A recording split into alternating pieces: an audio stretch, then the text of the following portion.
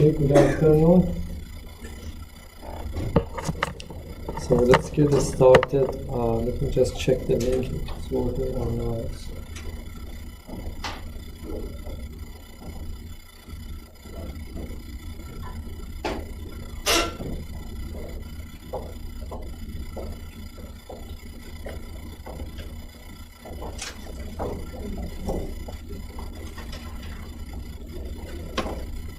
Okay, so I have written the question just to save some time, and I will be posting these after the review session. The video will be there, so it's okay if you don't have time to write the question. And these questions are basically from previous exam, so I gathered them and I'm gonna do them, so it will be a quick review for the material that we have seen in the class. So sometimes it may be asked that, to state the theorem, and we mentioned two theorems. The first one I didn't emphasize during my lecture, so I'd like to do it now. It's about the existence and uniqueness theorem for first order initial value problems. Okay. The important difference between the first and two, the second one says state the existence and uniqueness theorem for initial value problem involving linear ODEs. Okay, so first one can be any first order equation. Second one is a linear ODE. So suppose you have, so consider the initial value problem dy by dx equal to f of x and y, and let's say we have y x naught equal to y0. So that's our initial condition, and fxy in general could be anything. It doesn't have to be linear, could be also a non-linear function of the dependent variable y. So the theorem says that, it's in your notes, if f and fy means the derivative with respect to y, are continuous,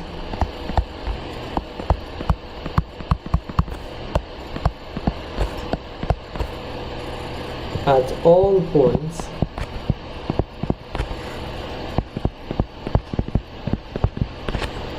within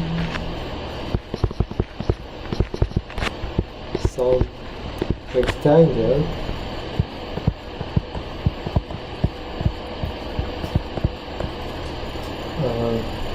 containing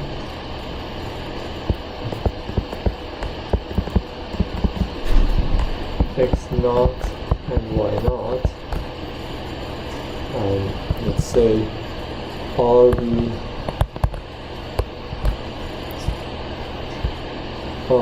xy, that's the rectangle, such that x minus x0 is less than a, and y minus y0 is less than b.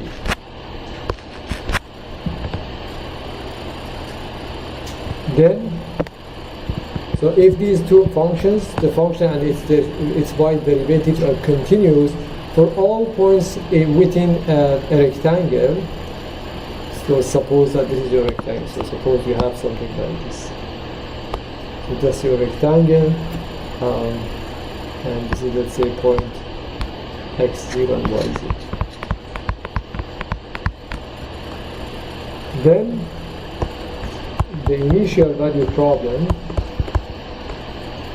has a unique solution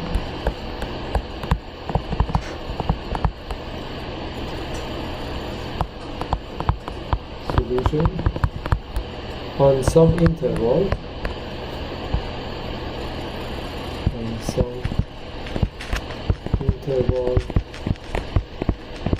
containing x naught.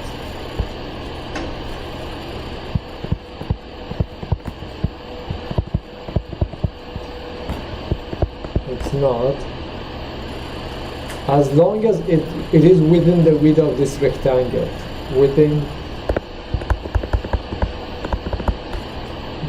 the width of that vector.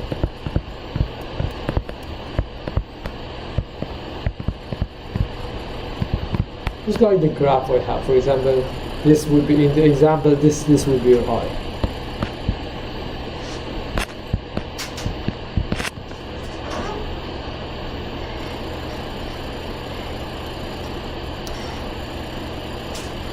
And as I said, this is a very good theorem because it not only applies to linear but also to nonlinear ODEs. And all it says is if you want to write it, have a simple way, the function, the right function is continuous, and its derivative df dy is also continuous on some interval containing x0 and y0. Okay, so that was the first theorem that you need to know, and you can use it for application, which I brought another application. And the second one is when you have a linear equation. For the linear equation, it's slightly easier than that, so you don't need the continuity for fy. So you can state it this way. But this one is not first order; it could be any linear equation. So this is more general. So consider the initial value problem. an x y n plus any nth order differential equation plus an minus 1 x y n minus 1 plus all the way to a1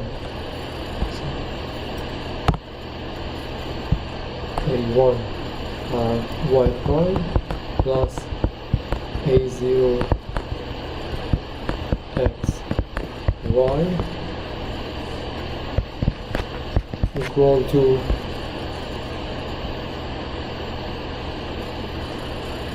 f of x. So this is the general form of a linear differential equation, yes, of f over f. So what was the condition, do you remember? If there is an open interval, an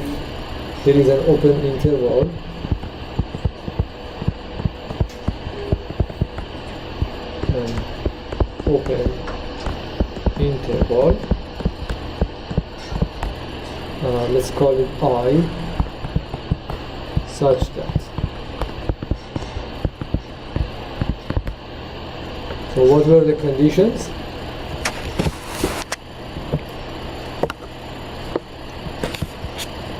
One, all the coefficients and f must be continuous, yes? an minus 1, a0 and f are continuous. Okay, and second, what was the second condition? an x must be non-zero on I. There was one last condition. What was the last condition?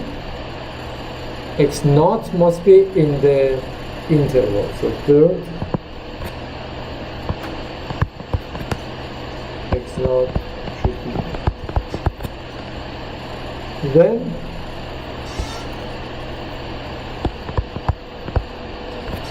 the initial value problem has a unique solution.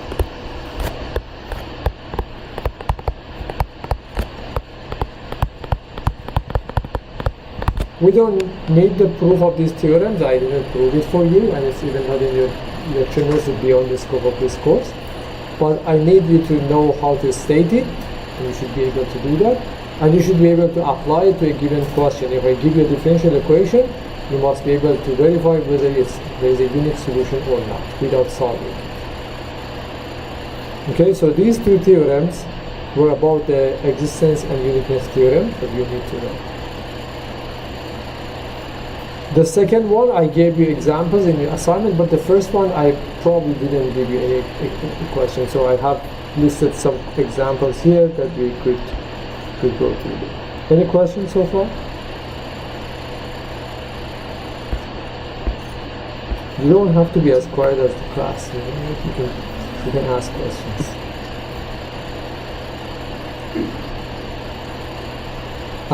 So the second example I picked up is this one. For each of the following problems, state whether we would expect a unique solution, multiple solution, no solution, or whether we cannot be sure. If a unique solution is expected, state what we can say about its interval of existence. That means what is up. Okay.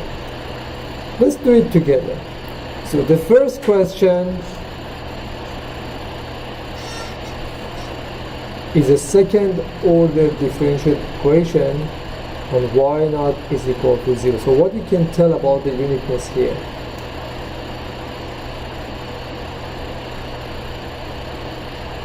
So the theorem that I mentioned, both of them apply to an initial value problem. So this first question that you should ask yourself, is this an initial value problem? The answer is no. Why? Because you have a second order differential equation, so you must have two conditions, yes? You only have one here. So it means that if you have two constants, you can only identify one of them. So one of them will remain free. So what you conclude? This is not an initial value problem, okay? And we can only find one of the constants. So how many solutions there are? Infinite solution, yes? So this is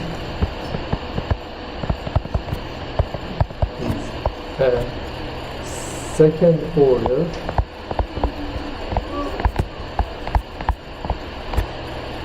linear equation with only one initial condition. So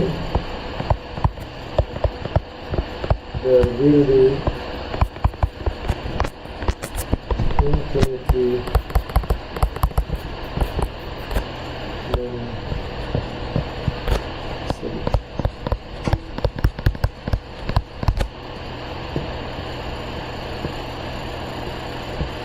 Okay, what about the second one? I have 2xy prime plus y squared equal to x3 y at 1 is equal to 0. What kind of equation is this? This is a first order equation, correct? Is it linear or non-linear? It's non-linear because you have y to the power 2. So this is first order. First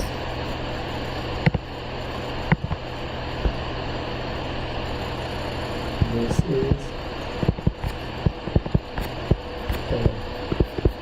first order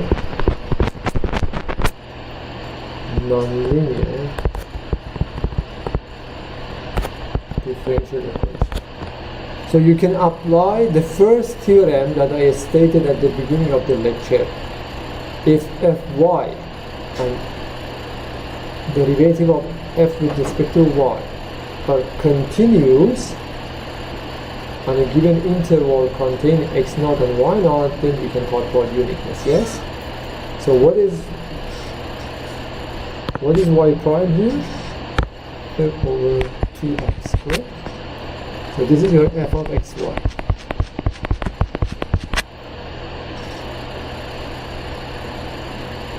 F of xy is continuous everywhere except at x equal to 0, correct?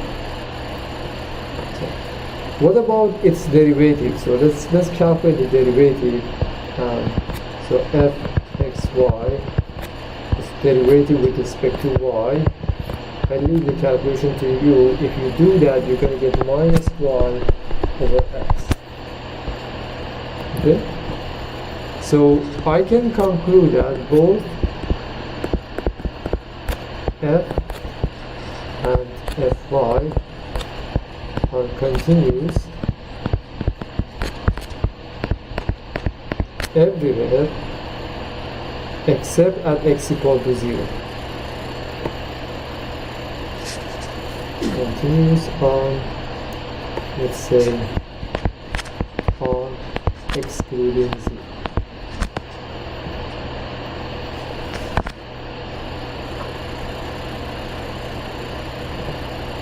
What is the initial? Then the next thing you have to check is your point. Your initial condition is the point 1 and 0. Yes, this is your initial condition. Is the point 1 and 0. So can you find an interval containing x equal to 1 and y equal to 0 so that these two functions are continuous? Of course, yes. Any interval which excludes 0 works for us. Yes. So we can find, we expect, so I would say we expect, let's say, we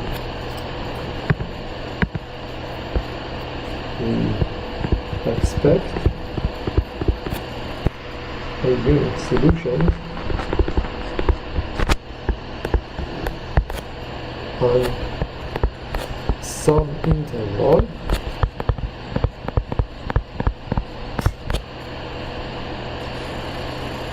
around x equal to 1, not including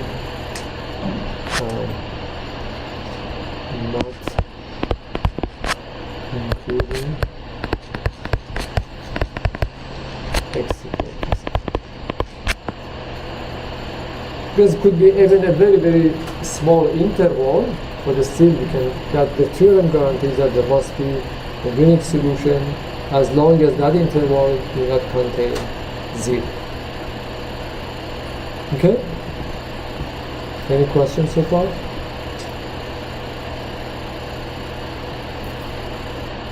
Okay, what do you think about the next one?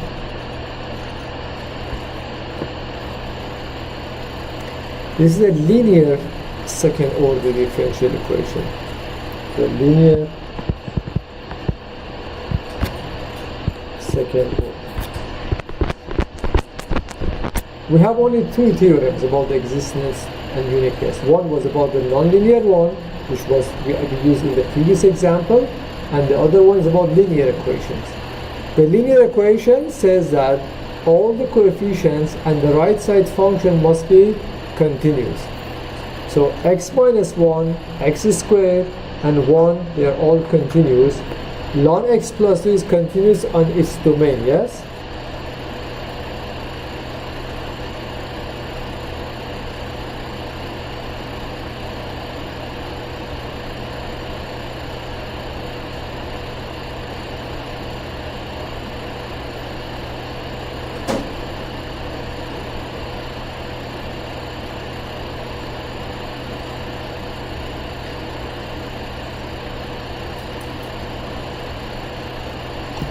So I would say that x minus 1, x squared, 1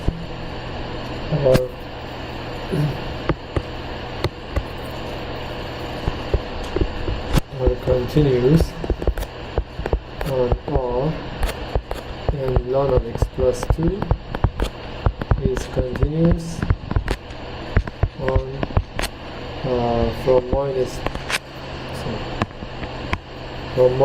2 to infinity. Right? It's not defined at minus 2. And we know that a2 x, which is x minus 1, equal to 0 is x equal to 1. So the coefficient is 0 at x equal to 1.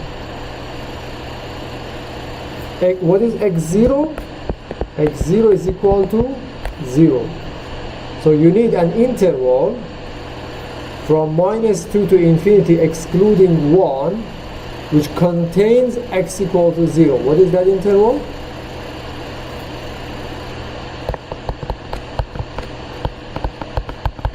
See, if you have an axis for yourself, it make it easier. Minus 2, so 1, so let's say this is 0, this is 1. 1 is not defined, okay, and this is your x0, this is the point that should be included. So which interval you consider? This is not acceptable, yes?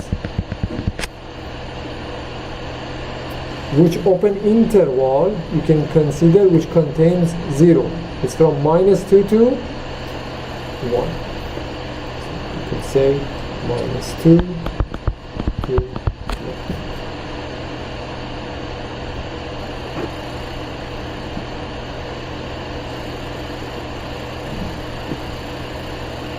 Okay, let me give you like 1 minute to see what you can do about the next on yourself. So what do you think would be the interval? First of all, is there any interval which makes this, differential equation having a unique solution?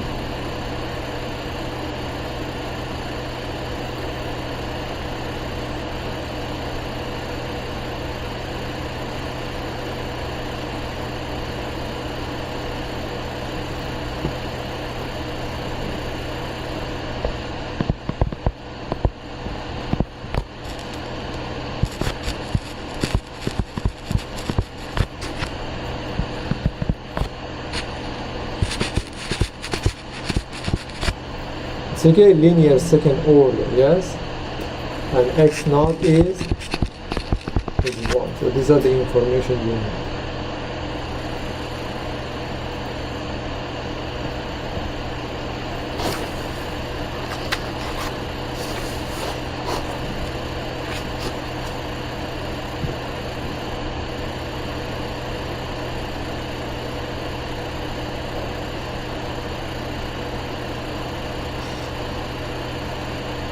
So what the theorem can say about this equation?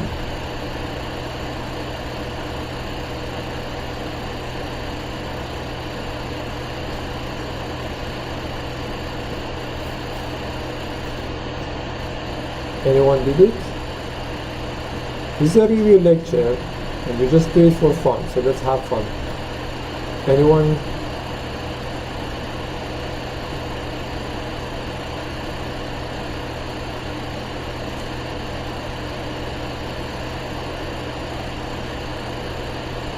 You really don't need any calculation, but just by looking at the equation, you should be able to say x squared plus 1 is one of the coefficients, 1 is the other one, and the coefficient of y is x, and the right hand side is e to the power minus x squared. Are these continuous function or discontinuous at some points?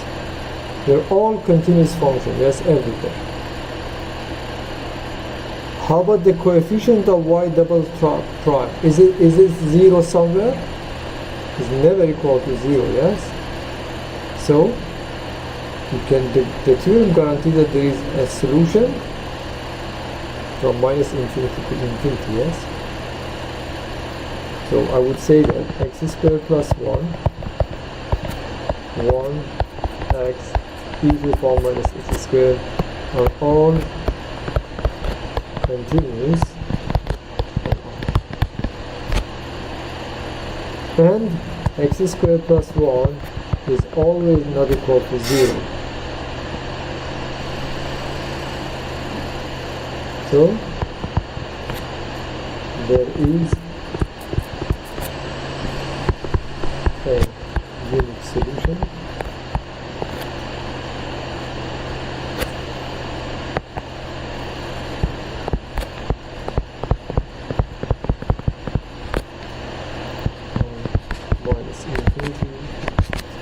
which contains x, obviously contains the x naught.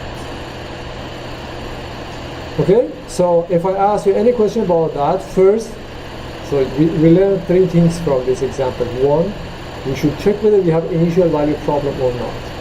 Because if you don't have initial value problem, if you have boundary value problem, that's different. If you have initial value problem with one of the conditions missing, that's different. So if you have a complete initial condition, then check whether it's linear or non-linear, and apply one of these two theorems, okay? And then you can easily find whether there is a unique solution or not. Okay, so let's go to the next example. Find the general solution to this differential equation. So this is a second order differential equation with constant coefficients, and the right hand side is either x or e to the power x. So we can use the characteristic method to solve the homogeneous equation, and we can use the method of undetermined coefficients to find a particular solution. And the general solution will be some of the complementary solution and particular solution. Okay, so that's the method. So first you have to have a plan. Okay, so this is our plan. We need to solve the homogeneous equation using the characteristic method. We need to find a particular solution, add them together to find the general solution. So the characteristic equation is n squared plus 2n minus 3 equal to 0. So this is the characteristic equation.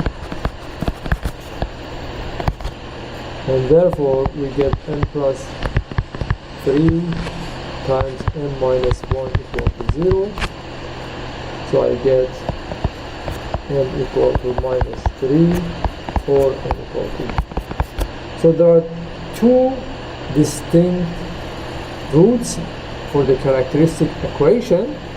Therefore the complementary solution yc is c1 e to the power minus 3x plus c2 e to the power x.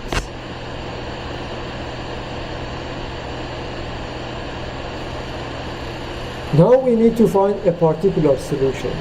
Okay, so the particular solution, so particular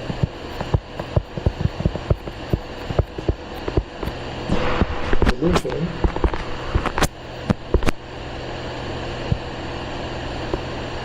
so you may try yp to be equal to, so looking at the right hand side of the equation, the first term is 4x times e to the power x, yes? When you have a term like x is a polynomial first order, so you include ax plus b, correct? So you have to have ax plus b, and for e to the power x I need to have e to the power x. I don't need additional constant for e to the power x because it can be absorbed into a and b. Then before making any further step, you look at the solution to the homogeneous equation. We can see that e to the power x is a solution, yes? So what you do, you simply multiply this by x, because e to the power x is the solution.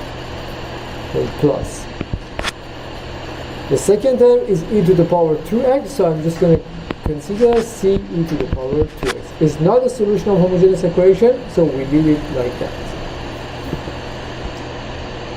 Okay, so we need to find y prime and y double prime and substitute into the equation.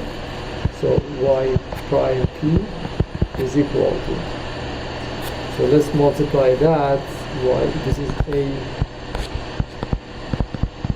x squared plus bx e to the power x plus c e to the power x.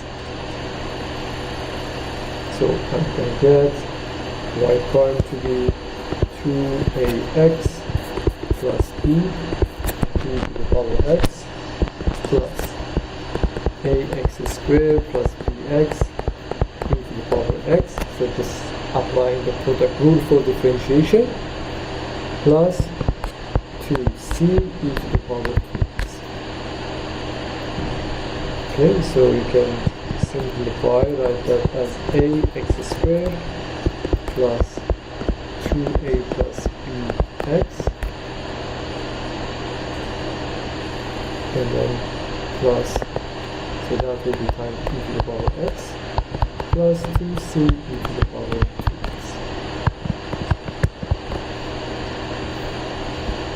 Okay, and then y double prime is equal to 2ax plus 2a plus b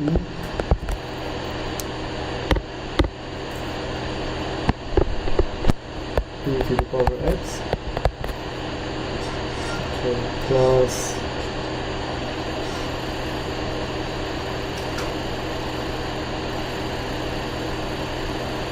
think I forgot one factor here, so I should add plus b to this equation.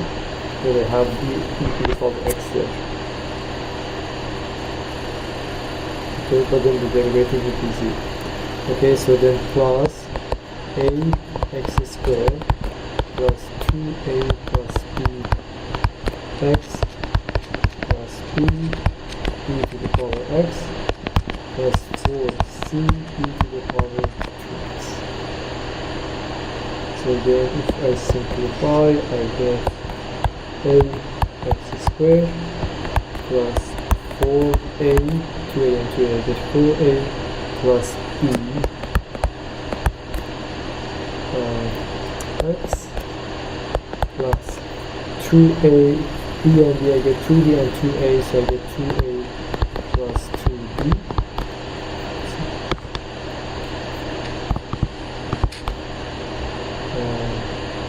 All e to the power x plus 4c e to the power 2x. Okay, if you substitute into the differential equation, again I did the algebra for you to finish it, so substitute into the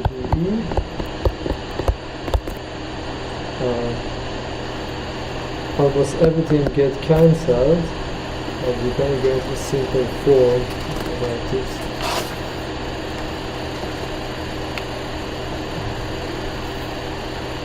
We're gonna get, let's see,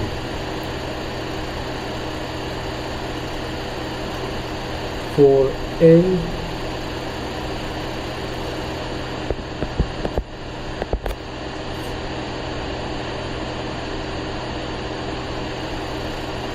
times x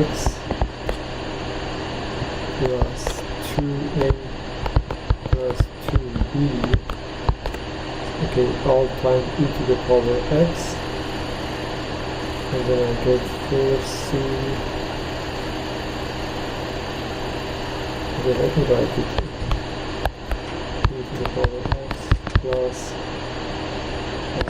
4c e to the power 2x, and then there will be another 2b e to the power x plus 4c e to the power 2x.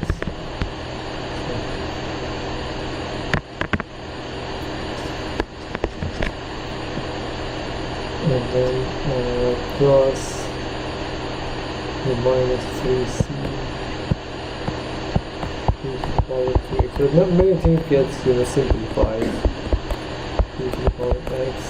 You have to check whether I wrote it quickly, whether I wrote it correctly or not. So at the end of the story, if you set them together, you're gonna get, so I leave the details, so you get a equal to 1/2, because 8a would be equal to, I think I should not write that. Really, I don't think this might be correct. So this should be 8a.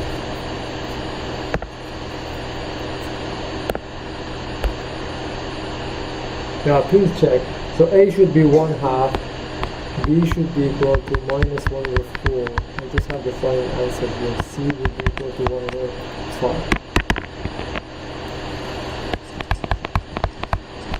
Okay, and so our solution, we have the solution to complementary solution was C1 e to the power minus 3x plus C2 e to the power x, and then plus particular solution would be 1/2 x squared e to the power x minus 1/4 x e to the power x plus 1/5 e to the power 2x.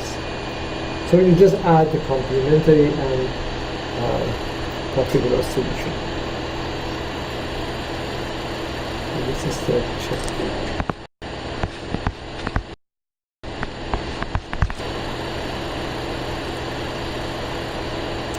So this was the case that the left hand side was a second order equation with constant coefficients, which we could use using the method of characteristic equation, and the right hand side was either polynomial e to the power x or sine and cosine, that we could use the method of undetermined coefficients and then basically guess the form of the trial, substitute, and then find the unknown constant. And that's what I did in this example. The next example, if you notice, the left hand side of the equation is still a second order differential equation with constant coefficients, but the right hand side is none of the form that we know how to guess the trial.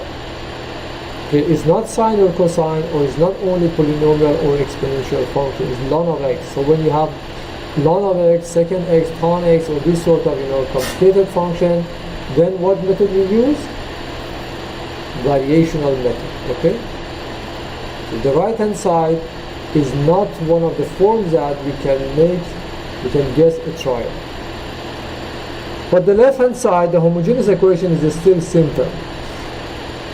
So I'm going to write this n squared plus 4n plus 4 equal to 0. So then I get n plus 2 to the power 2 equal to 0, or n equal to minus 2. And this is repeated.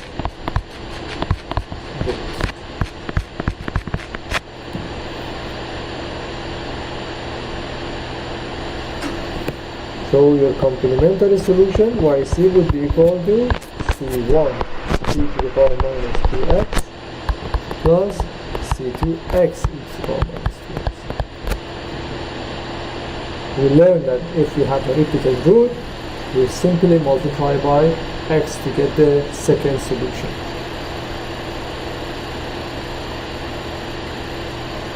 So to find a particular solution, the method we learned was called variational method. So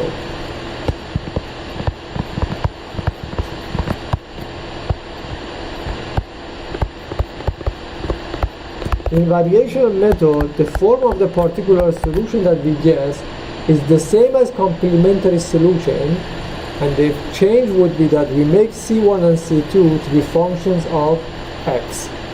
So I'm going to replace them with u1 and u2.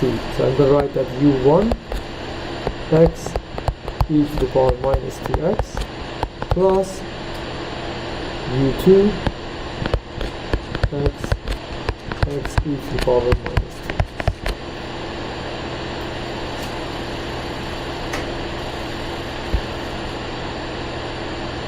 You can substitute into the equation and just follow the algorithm that I mentioned during my lecture, or if you remember the system of equation that you need to solve, you could start from there.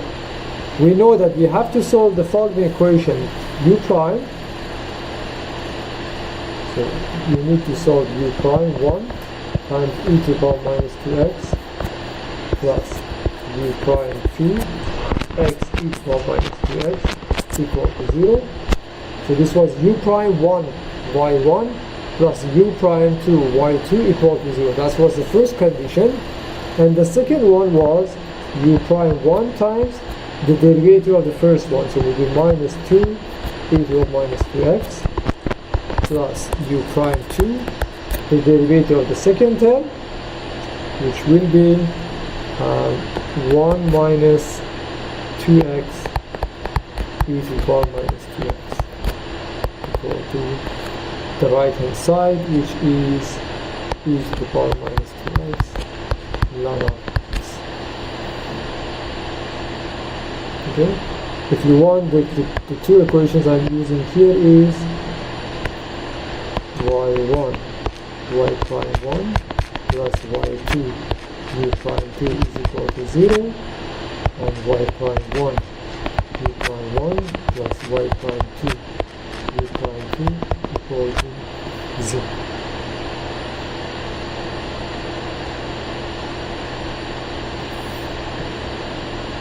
Oh, sorry, the right hand side is x.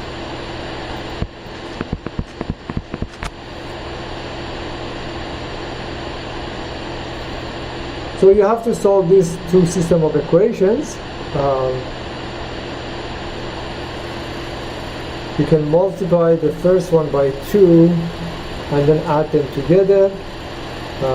So you're going to get u prime 2 times e to the power minus 2x will be equal to e to the power minus 2x ln of. So multiply 1 by 2 and add 1. This call is 1.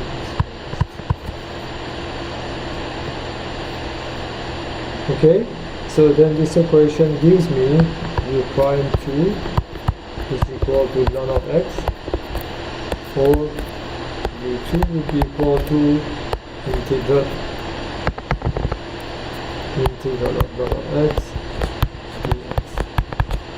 Do you remember how to evaluate integral of ln? You do partial integration by parts. Again, let me write it here. Take u to be equal to ln of x,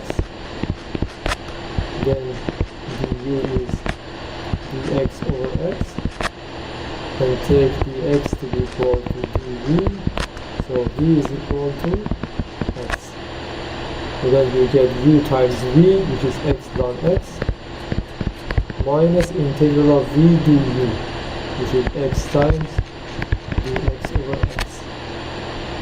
So u2 would be equal to x ln x minus x. If you want, you can add constant of integration, but as I mentioned, that's not important because at the end you can add the constant to the complementary part. Okay, so we don't need to do this.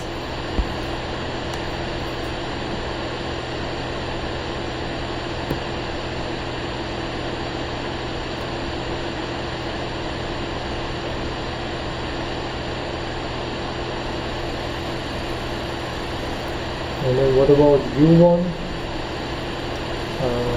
We have u1. u1 was equal to, so u prime 1 is equal to minus x u prime 2 from equation 1. I could have just cancelled e to the power minus 3x from both sides. I don't need to carry it on. Okay, so minus x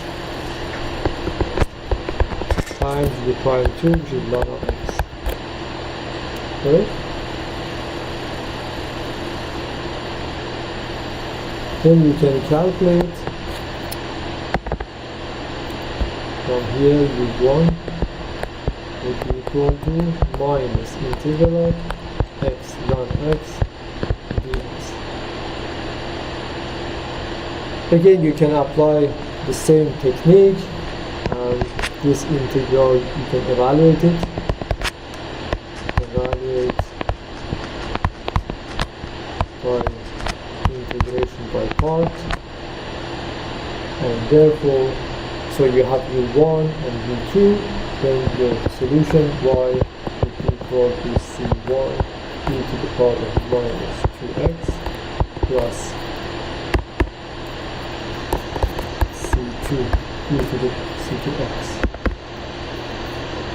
e to the power of minus 2x plus u1,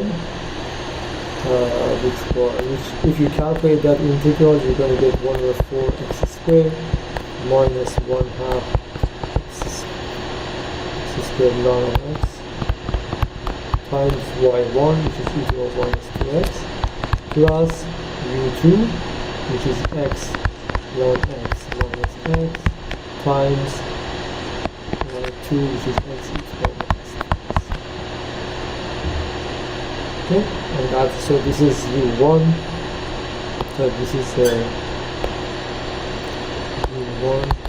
this is the Y1, this is U2, and that's your particular solution that we see. Can you think of an alternative or kind of faster method to do this one?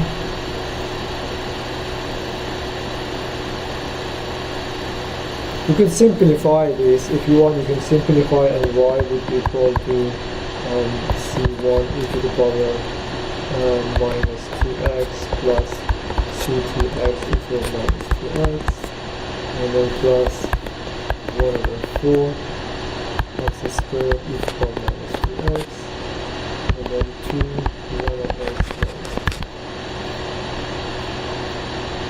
Okay, now can you think of an alternative and kind of faster method to do the same question? Or maybe not so super fast, but just a different method.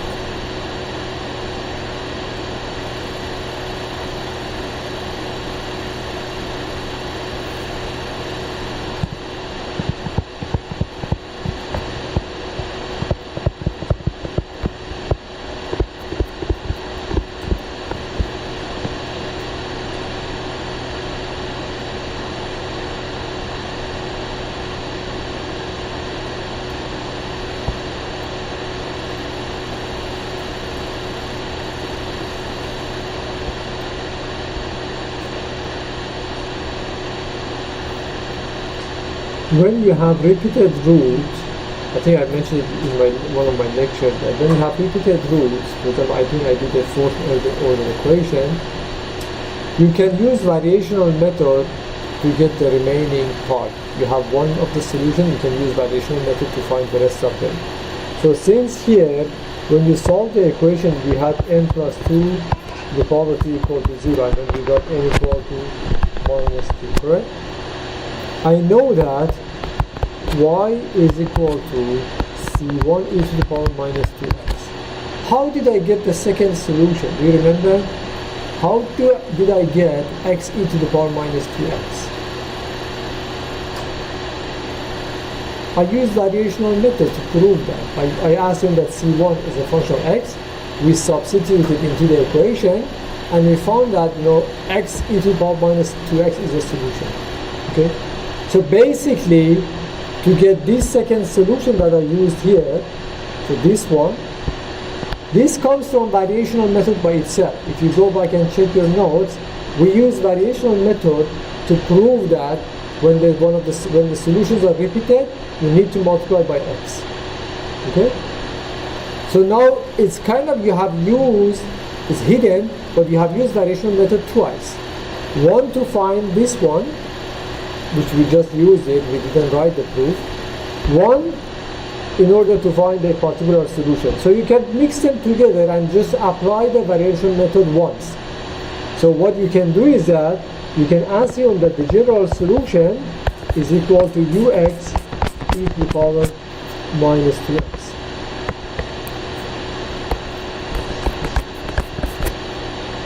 This is general.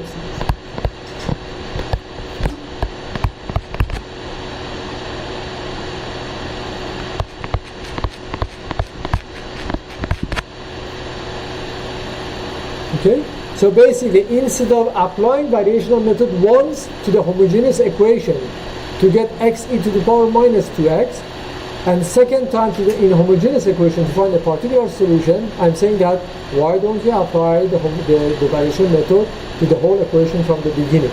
So if you do that, things would be much easier because then you don't have u1 and u2.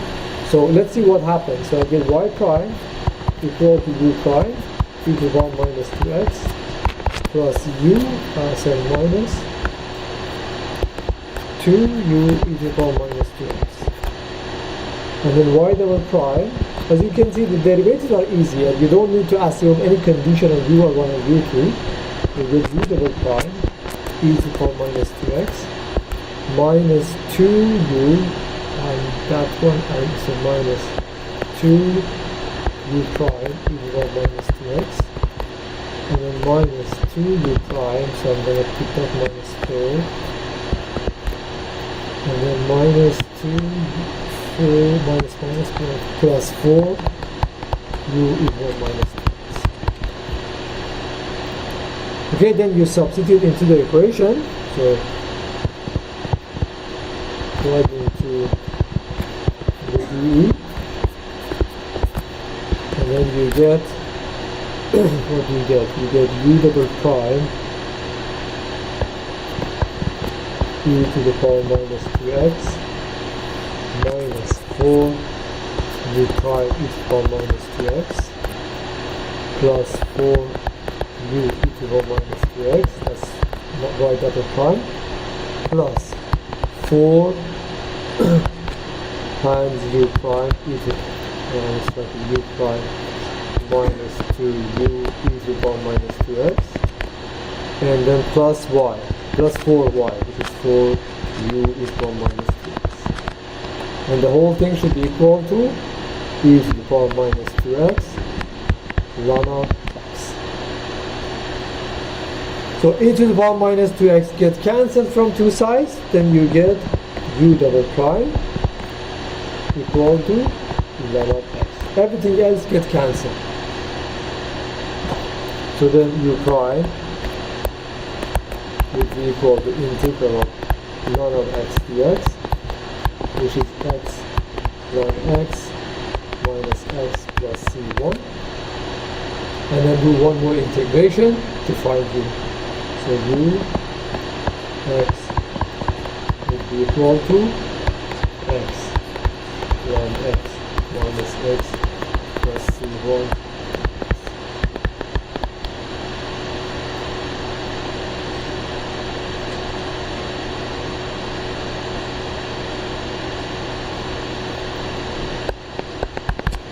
I leave the integration again to yourself, and then you can show that you get identical result as the previous case.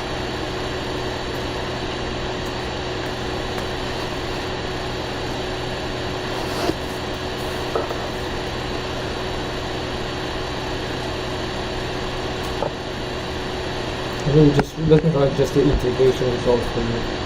I don't have enough space here. Write this as equal to, if you do the integration, you're going to get 1/2 x squared ln x minus 3/4 x squared plus c1x plus c2. And then I don't need to include again the term c2. I only need two constants, so then y would be equal to c1x e to the power minus 2x plus c2 e to the power minus 2x plus e to the power minus 2x 1/2 x squared ln x minus 3/4. As I said, it's exactly the same thing that we have here.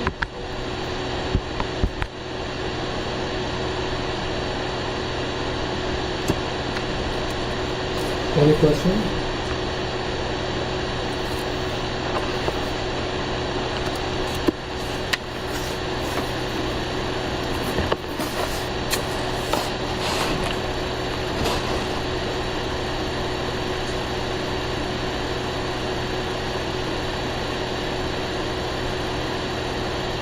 Another example which I have not listed here, but you could find it in previous example again, previous exams, is that whenever you have, so both examples I picked up here, the coefficients were constant.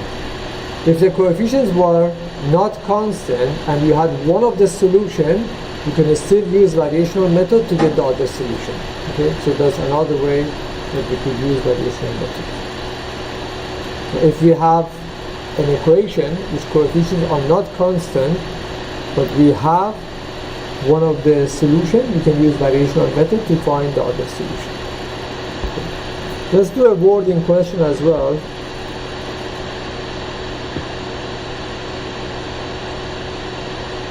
Okay, can you think of this question for yourself again for a few minutes maybe? It's a long question.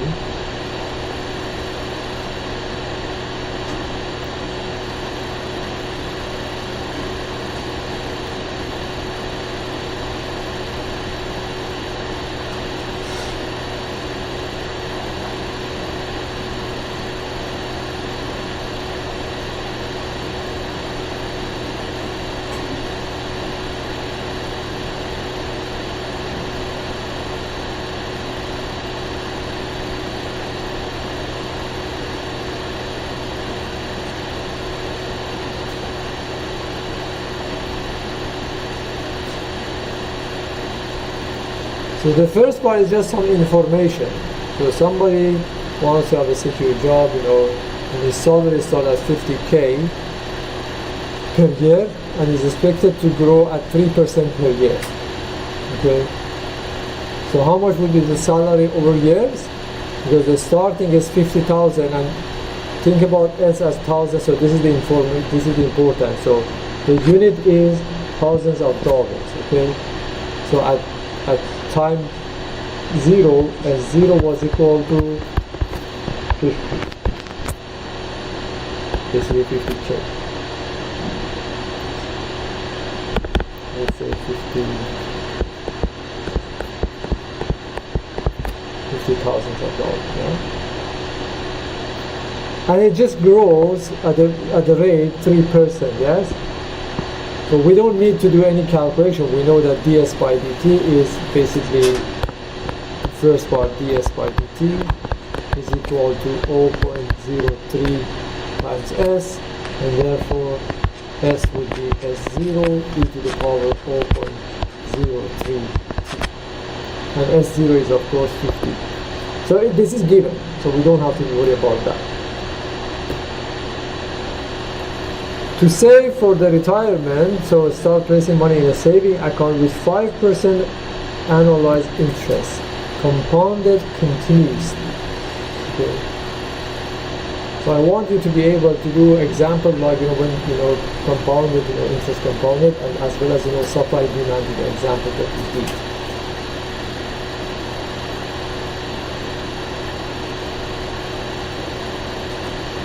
Since his salary started small and will grow, he decided to start off with a small contribution, but to contribute a larger percentage of his salary as it increases.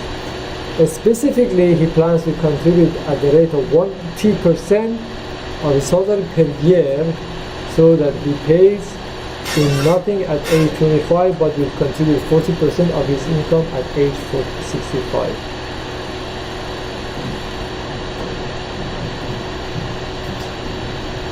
So what do you want to do? You want to write an equation, a differential equation for this, for the money that is accumulated in the bank. So what is basically, if let's say let y(t) be the balance,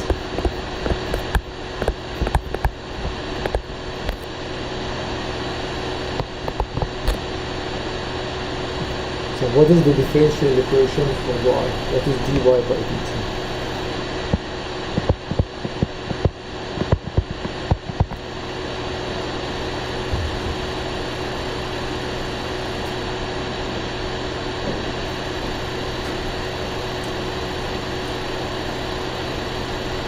What is the annual increase?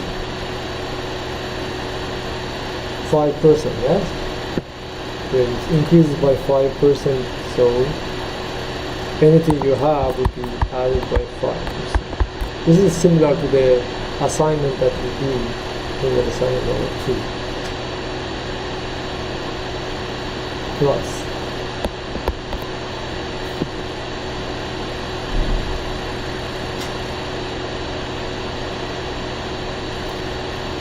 How much money is there at a given time?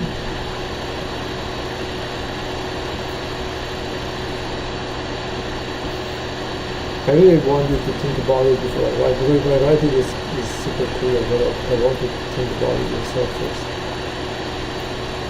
So how do you write the second term?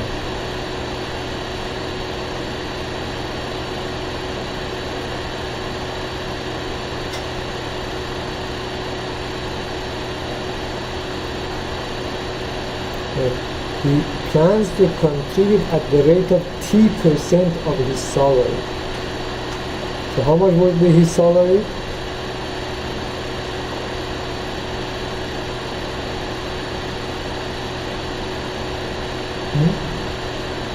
What does it mean? T% of his salary. I'm going to give you a golden question, so you need to know this.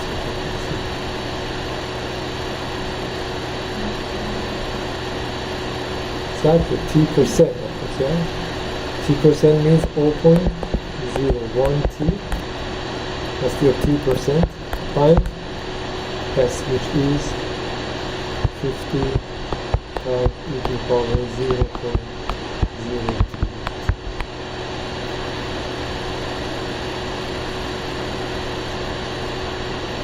Okay, so that's our differential equation. So we have dy by dt equal to 0.05y plus 4.5t e to the power 0.02. Now the rest is easy. We have a simple first order equation. We can solve it. We have different methods to do this.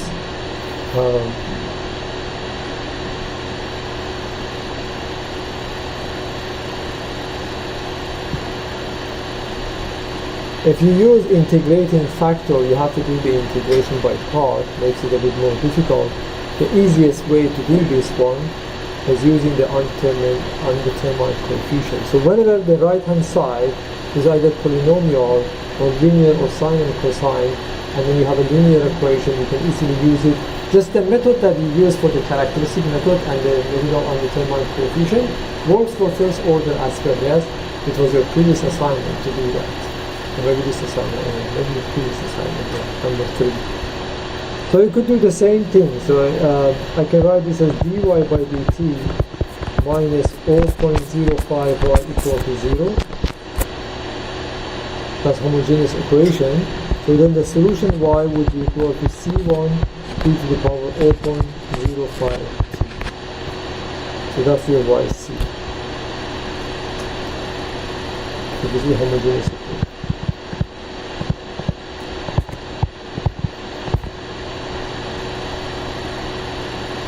And then your particular form is this one, yes?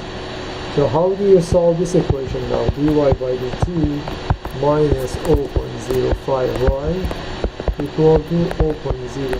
0.05y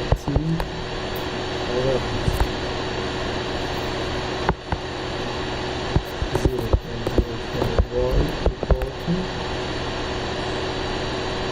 e to the power 0.03.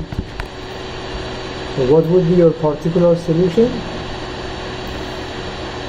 You can try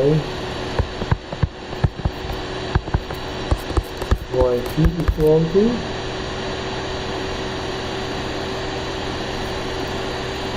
for this one, what do you write? If you want one more review, you have to answer. What do you write for this part? It's a linear one, yeah? So you write at plus b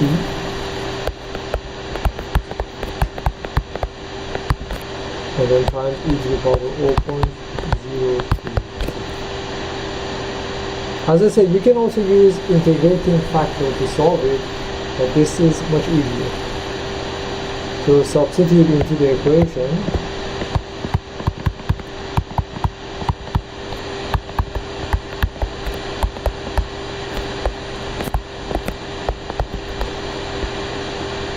So I need y prime, so y prime p is equal to a times p is 0.03t plus atb times 0.03 e to the power 0.03. So if we substitute into the equation, I have a e to the power 0.03t plus 0.03 at plus b e to the power 0.03t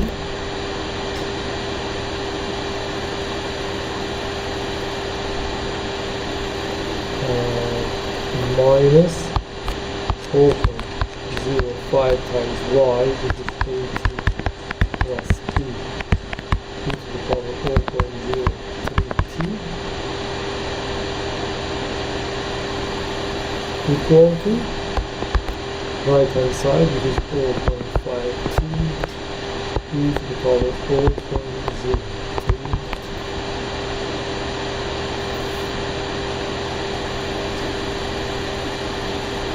Okay, so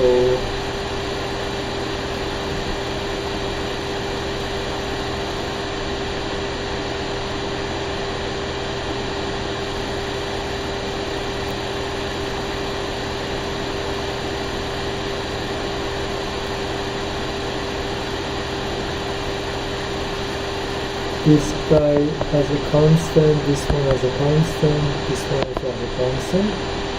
So you could say that A plus 4.03p and then minus 4.05b equal to 0. There is no constant on the other side. And then this guy is 4.08 minus 4.058 would be equal to 0.5. So I get these two equations. The second ones, so what do I get? I get minus, so it would be 25. A should be equal to 25 from here, and minus 20. And then B would be A over 0.02, so it would be minus 25 over 0.02 would be equal to minus 1250. Okay, so what do we get? We get yt equal to c e to the power 4.05t minus 25 plus 1250 and minus 25t plus 25t e to the power 0.03. Okay, so that's yc. Solution to complementary solution, and that's your particular solution. Are we done? No, we need to apply the initial condition, yes? Because we want to tell them, for example, how much money is in the account. So at y0, the balance is 0, so you get 0 equal to c minus 1250. So c is equal to 1250, and therefore yt is equal to 1250 e to the power 0.05t minus 25t plus 1250 e to the power 0.0. For example, I could ask you how much money is there after 40 years, let's say. So, for example, y40 is 7, I calculated that is 1,766, which means that how much money does he have? If you remember, the balance was in thousands, yes? So this would be 1,766,000. That's a lot of money. So start the investment when you are. Okay? Any question about the example? Okay, so let us stop here. If you want, we can have another review lecture next week. Okay?